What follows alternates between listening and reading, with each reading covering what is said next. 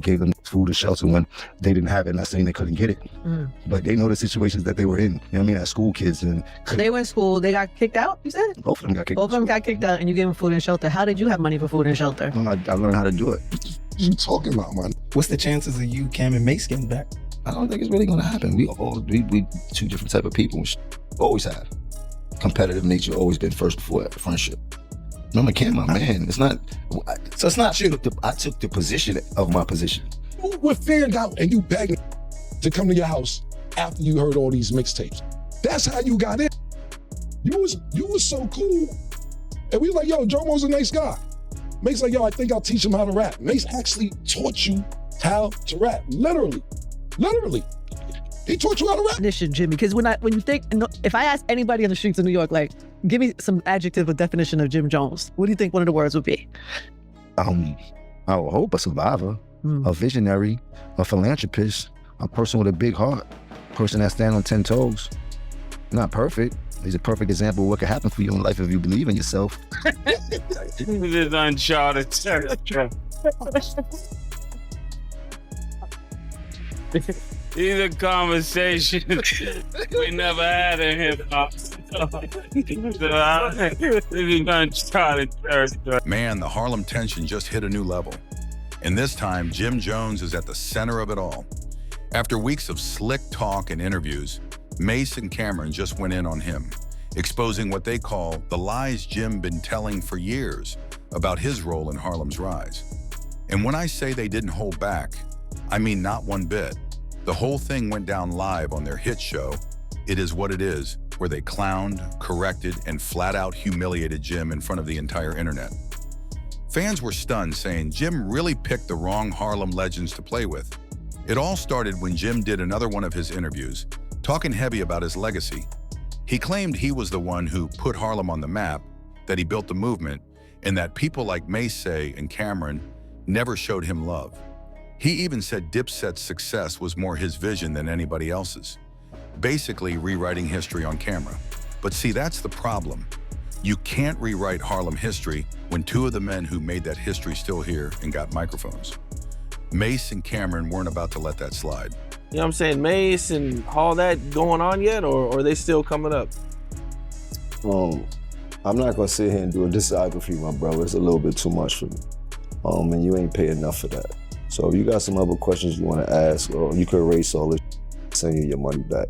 I understand what's going on and the plight of everything that's going on, and people wanna know the history, but this ain't the way that you're not gonna be able to get the whole Jim Jones or Jomo story for that, what you did. I thought this was some regular questions. Seemed like you trying to get everything up to every point, and that's not gonna happen right now. So if you wanna ask some questions, I'm cool with that, but definitely can't ask me all these questions you're asking, my brother. So if you got some... Yeah.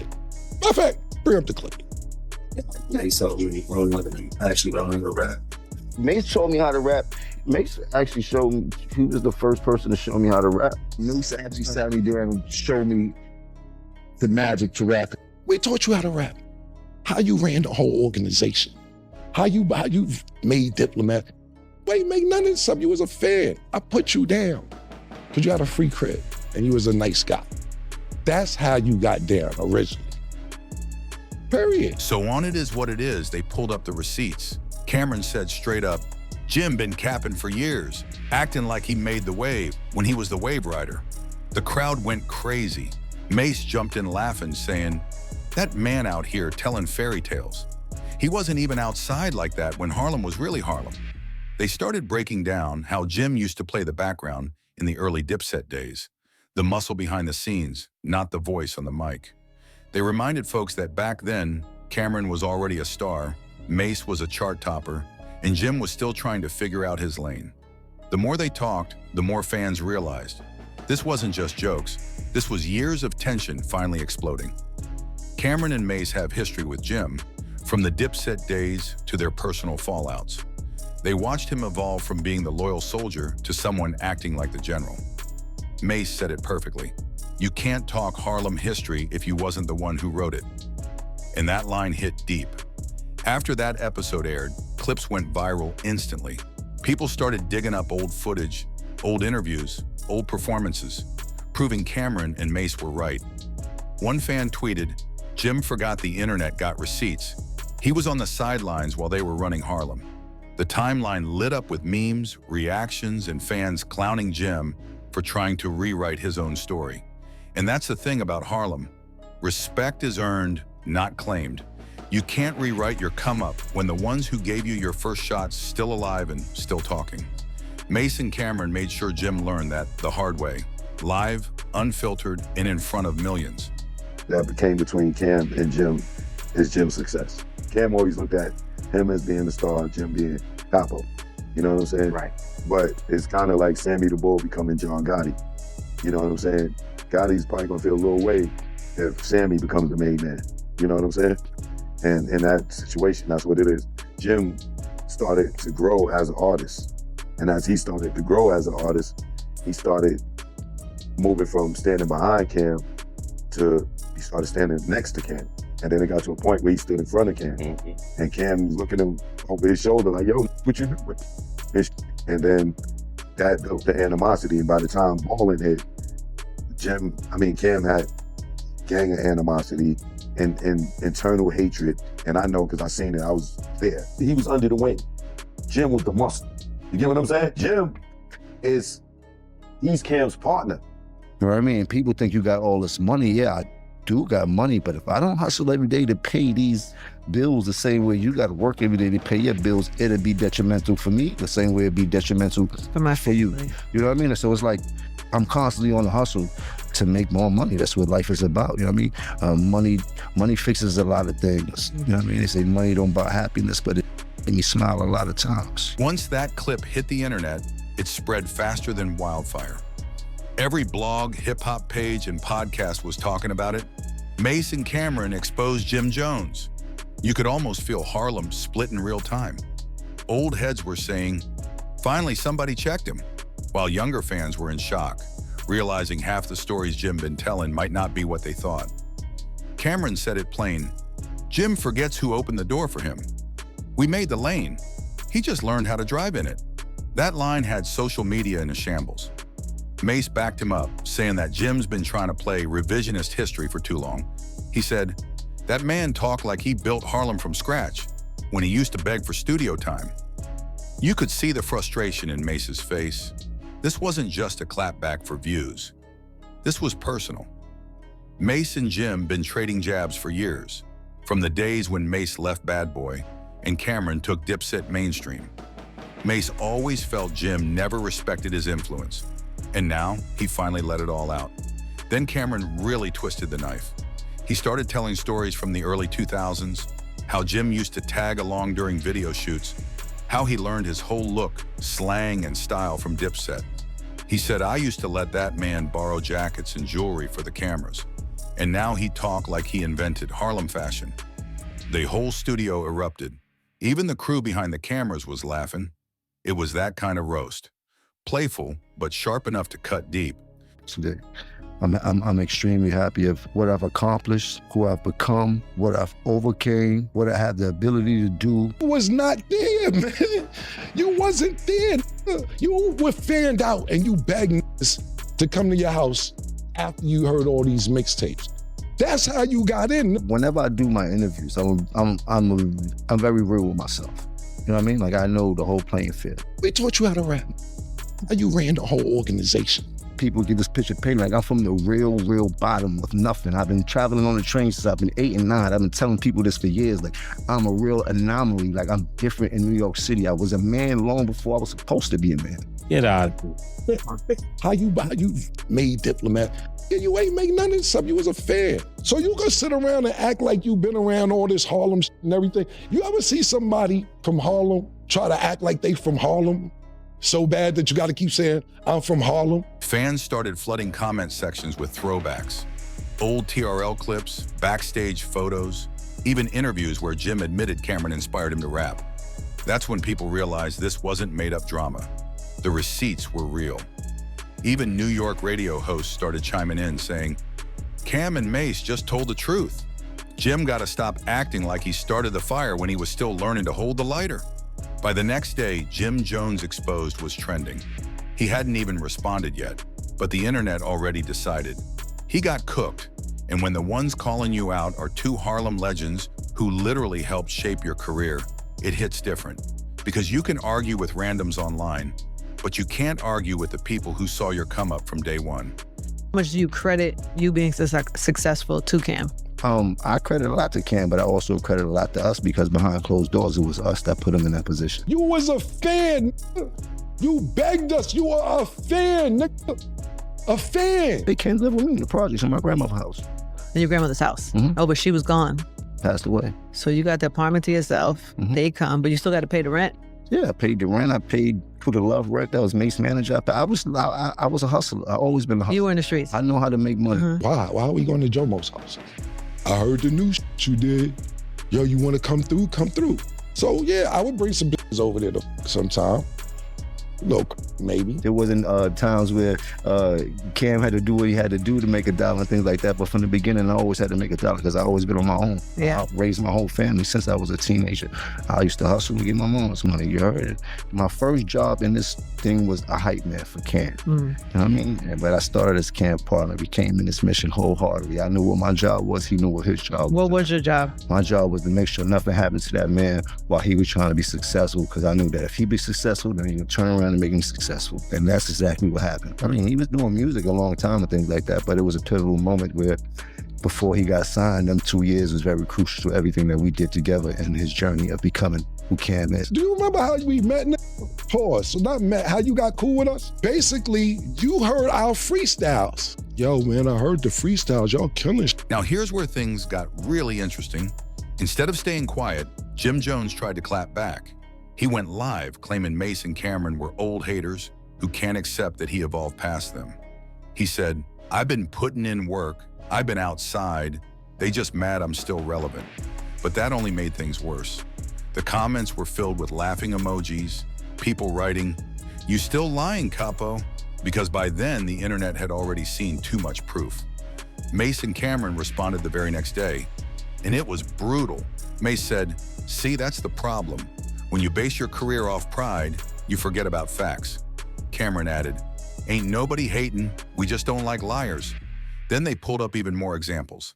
How Jim used to be Cameron's hype man, how Dipset's whole visual style came from Cameron's creative direction. He even reminded fans how he put Jim in the horse and carriage video back when nobody knew his name. Cameron laughed and said, "Bro, you was just happy to be there." Fans were going crazy in the comments. One said, "Cam talking like a disappointed big brother," while another wrote, "Jim tried to rewrite the Dipset Bible, and the authors just corrected him." The whole thing turned into entertainment gold, but deep down you could tell it hurt Jim's pride. Because for years he's been trying to prove he's more than just Cameron's protege.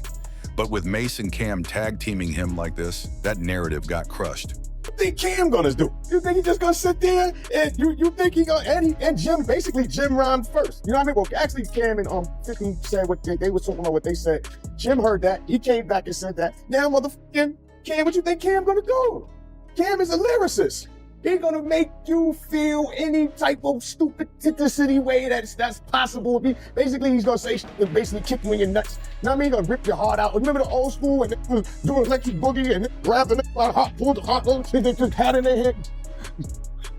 I bit the through it, stomped on it. That's what you're gonna hear. It's basically they was going back and forth. After that, like I said, it went to the money. That's the whole point of the situation. Yeah, you're gonna say Jim is from the Bronx. Everybody else on the side, your group of niggas, be like, yeah, you know, the peanut, he's a peanut gallery. They gonna make up all this shit to make sure to turn the peanuts into peanut butter and whip it into something else to make it all a whole bunch of different shit. Then my niggas gonna talk about your feet and all that. You know what I'm saying? Like, so, but the thing about it is, you gotta understand the war. Like, Jim it's like battling. It's like rap. Like motherfucking rap. Jim, whatever, but they wasn't. They was on platforms. Jim said what he said. Jim, I think when he said something about inviting him to his so he said, he said, they on my dick, right? That's something that's serious. Like, you hear that, you like, ooh, it's like Jim caught a ball. Oh. Do you consider Jim a Harlem guy or no? Jim basically was with Killer for a minute. You know what I'm saying? Cam already, you gotta understand, Jim had family in 1199 and Cam had family in 1199 and they both had family members over there. So that's how that connection went on as far as, because Bloodshed and everybody was over there. So that was the connection with that as far as being First Avenue. First Avenue, they built up these condos called 1199, and Cam had family over there and Jim had family over there. So when Cam, Digger, Bloodshed was rocking, that was how Jim was able to make that connection, because Cam was going to First Ave and Jim had family on First Ave, you know? And the wildest part? Even other Harlem figures started picking sides. Some backed Cameron and Mace, saying they're just protecting Harlem's real history. Others said Jim earned his stripes later on, and the old heads should let him live. But still, the majority agreed. Jim been doing too much talking lately. Every time he gets on camera, it's like he can't resist throwing shade or rewriting stories. Mace even joked he talked more than a preacher on Easter Sunday. By the end of that episode, Jim's credibility took a major hit. Even fans who used to ride for him started posting, "Yo, I still rock with Jim's music, but this one looked bad." The timing made it worse too. Cameron and Mace been on a hot streak with their show, dropping viral moment after viral moment. So Jim walked right into the fire, and this time he couldn't spin his way out of it. Cam and Jim history go back before me. You understand what I'm saying? When I met Cam and Jim, they were super close. So I honestly don't really know Jim being from the Bronx and all that. You know what I'm saying? When I met them, they was in 5H, which is, you know what I'm saying, Jim's apartment, and that's, you know, like, I guess that time was after all the stuff Cam had said already with the Children of the Corn and Jim, you know, whatever he said, you know what I'm saying? So, like I said, when I got there, Cam and Jim was like this, super tight. Mace wasn't even in the picture. I don't know Mace like that, you know what I'm saying? Every time I seen Mace, it's been a mutual, you know what I'm saying, respect there. So, you know, that's what that's been as far as me and Mace, you know what I'm saying? As far as, yeah, when I met Cam and Jim, they were already Trump tight and locked in. You understand what I'm saying? The Diplomats was already a name they had. You know what I'm saying? I don't sit there and claim I made the Dip, so that's not something I'm doing. You know what I'm saying? I made Dipset, the two. Yeah, I did that. You know what I'm saying? But now people got these platforms where, you know, they asking people. Now that the dust's settling, people are looking at this whole situation like a wake-up call. Cameron and Mace didn't just clown Jim Jones. They reminded everyone what Harlem legacy really means. It's not about who yells the loudest or flexes the hardest. It's about who really put in the work and left a mark. And when you break it down, Mace was already platinum before Jim ever touched a mic, and Cameron built Dipset from nothing, turning Harlem culture into a global brand. Jim might have held it down later, but he didn't create that foundation. Cameron even said it himself. "We gave the blueprint. He just followed it." That line summed it up perfectly. Harlem's always been about style, influence, and leadership. And if you're gonna claim you built it, you better have the proof. Jim, on the other hand, keeps trying to play revisionist, talking about how he made certain moves first, when everybody knows the timeline don't add up. Mace joked, "He act like he taught us how to dress. Boy, we made Pink famous." The crowd went crazy. Former creative well doing it ain't even like jail back on his plate no time soon, and they ain't never going back. You know what's gangster? Biggs is gangster. Biggs come home for jail, still got a stake in Rockefeller, whatever him and Jay-Z worked out, that's cool. Or whatever, he got St. John as artist, he working with Drink Champs, that's gangster. Not throwing back in the pot to eventually do something that could get them back in the same situation. And I'm not saying that if you got something lined up for Matrix, I'm shut the, my bad, I apologize, but I don't want that for Melly, because I get out Melly. Whether he care about me like he used to or not, I still my love for Melly. So hopefully that'll go right. But this is gonna be the last time I address this.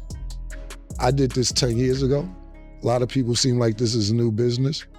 When Jim wanted to go to Rock Nation, he sat there and was crying on Funk Master Flex. Even though fans laughed, there's something deeper underneath all this. It's about credit. In hip-hop, credit means everything. The moment somebody starts rewriting the past, the real ones step in to correct it. That's exactly what Cameron and Mace did. They didn't diss Jim out of hate. They did it out of pride. Pride for Harlem, pride for Dipset, and pride for their legacy. Jim's been quiet since then, but people can tell this one stung. His ego took a hit, and now he gotta decide. Does he keep arguing, or does he humble up and acknowledge the truth? Either way, this beef reminded everyone that Harlem history ain't something you can fake your way through. Too many witnesses, too many receipts, and too many legends still breathing to let that slide. At the end of the day, Cameron and Mace walked away looking like the elder statesmen of Harlem, wise, funny, and unbothered. Jim walked away looking like the student who tried to teach the teachers. And that's why fans are saying this might be the final nail in the coffin for his credibility. Because in Harlem, once you lose the people's respect, it's a long road to get it back.